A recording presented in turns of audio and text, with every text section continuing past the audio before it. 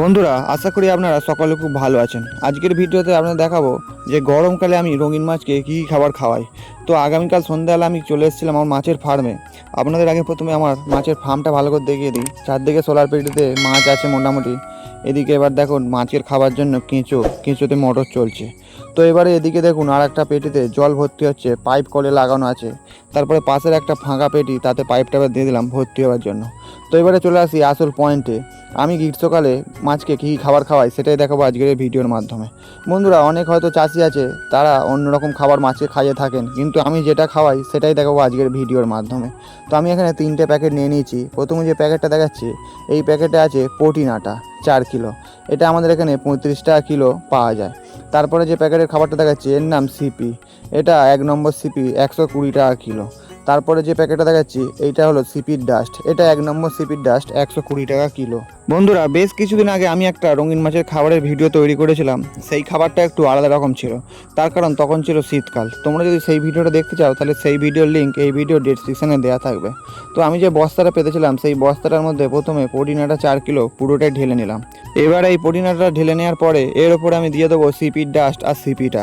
বন্ধুরা, ভিডিও চলাকালীন তোমাদের কাছে আমি ক্ষমা চেয়ে নিচ্ছি, তার কারণ আজকের ভিডিও পোস্ট করার কথা ছিল যে নতুন করে কেউ যদি রঙিন মাছ চাষ শিখতে চাও তাহলে তারা কেমনভাবে শিখবেন, কিন্তু সেই ভিডিও আমার তৈরি করা হয়নি, তাই পোস্ট করতে পারলাম না।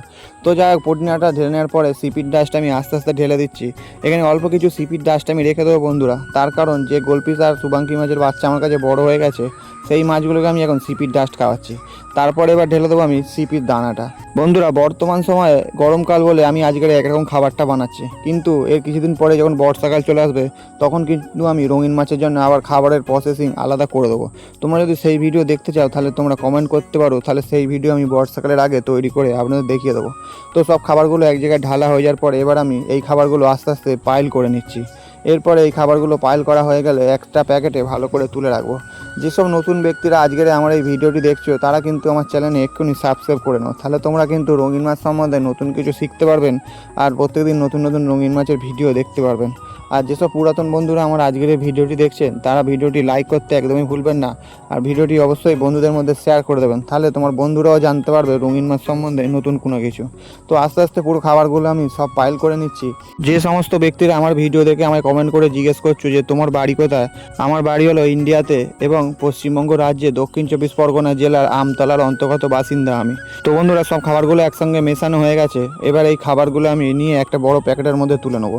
এবারে তোমরা যদি বলো যে এই খাবারগুলো কোন কোন মাছকে খাওয়ানো যাবে, শুধুমাত্র বড় মাছকে এইগুলো খাওয়ানো যাবে, যেমন একটু বড় গোলপি, সুবাঙ্কি, গাপ্পি, মলি, রোজি, এইসব মাছকে আমি এই খাবারগুলো খাওয়াই।